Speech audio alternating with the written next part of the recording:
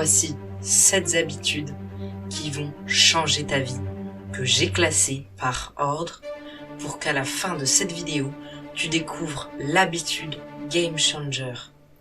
À commencer par la première, se mettre du scotch sur la bouche pendant la nuit. En réalité, pendant la nuit, on a tendance à respirer par la bouche, surtout quand on a le nez bouché. Mais de nombreuses études ont prouvé que respirer par la bouche pendant la nuit, et même d'ailleurs pendant la journée, était néfaste pour notre santé et pouvait conduire à des déformations au niveau de la mâchoire. C'est pour cela qu'il existe du scotch pour la bouche, comme ceci, qu'on vient appliquer sur notre visage chaque nuit pour être sûr de respirer par le nez.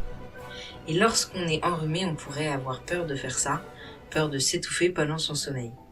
Mais en réalité, le fait de boucher sa bouche va véritablement forcer votre nez, si je puis dire, à respirer malgré la morve, et cela peut même donc apaiser votre nez. Cependant, attention, ne mettez pas du scotch classique sur votre bouche, puisqu'il est composé de produits chimiques qui pourraient être néfastes.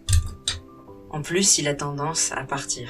C'est pour cela qu'il existe sur Amazon des genres de petits bouts de scotch comme ça, faits spécialement pour respirer par le nez la nuit. L'habitude numéro 2, c'est de boire 2 verres d'eau lorsque tu te réveilles. En effet, un scientifique a montré que commencer sa journée en buvant 2 verres d'eau était très bon pour la santé, puisque cela permettait de réhydrater notre corps qui est déshydraté pendant la nuit.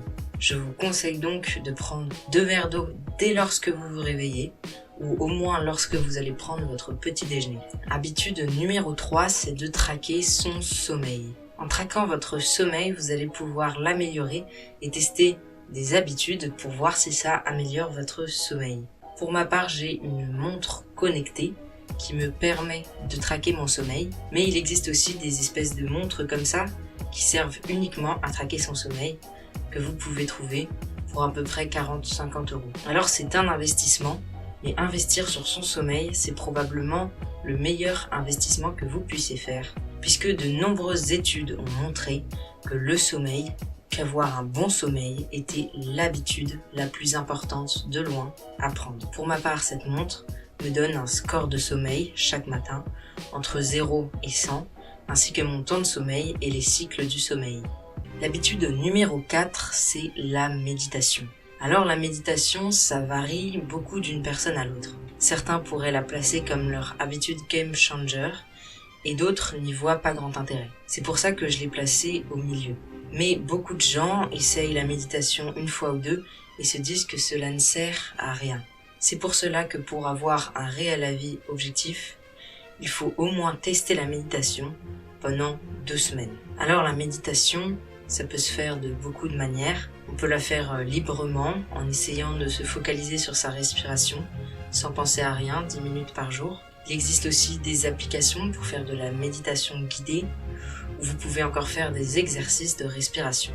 Tout ça dans le but d'enlever votre stress qui a un effet négatif sur la santé et de vous donner de l'énergie pour débuter la journée et surtout de la sérénité. L'habitude numéro 5, c'est la douche froide.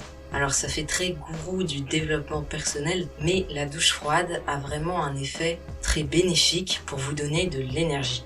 Lorsqu'on sort d'une douche froide, on a l'impression d'avoir plein d'énergie et on peut accomplir beaucoup plus de tâches et d'efforts que sans en prendre. La douche froide est probablement l'habitude qui a le plus grand effet court terme, puisque en une seule fois, vous allez ressentir beaucoup d'énergie après avoir pris une douche froide. Cependant, ce n'est pas ça qui va faire avancer votre travail tout seul, et c'est également une habitude assez compliquée à tenir sur le long terme.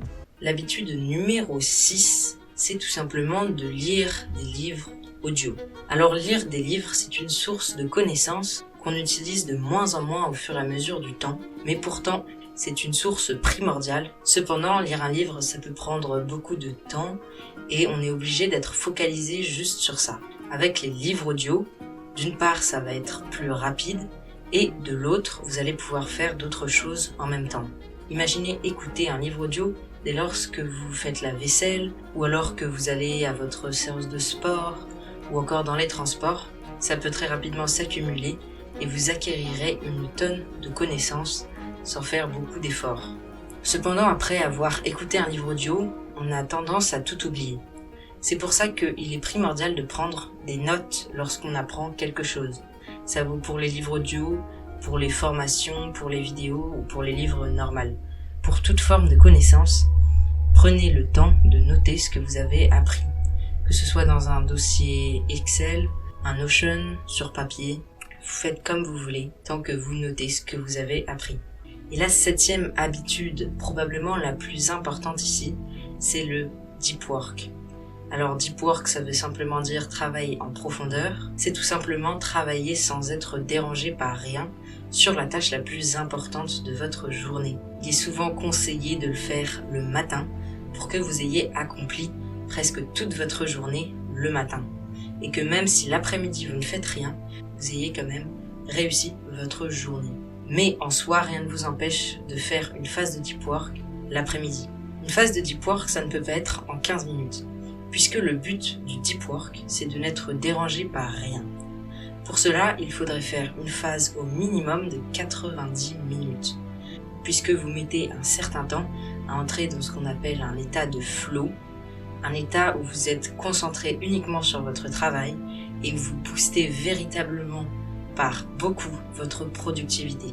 Vous pouvez donc faire des phases de deep work de 80 minutes comme de 4 heures, selon le travail que vous avez à accomplir.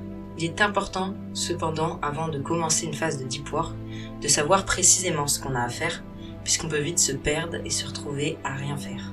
C'est tout pour ces 7 habitudes qui vont pouvoir véritablement changer votre vie. Appliquez-les dès maintenant et ne passez pas à côté, car beaucoup de gens les entendent mais ne les appliquent dans leur vie. Et cela ne sert à rien d'entendre cette vidéo si vous n'appliquez rien derrière. Abonnez-vous.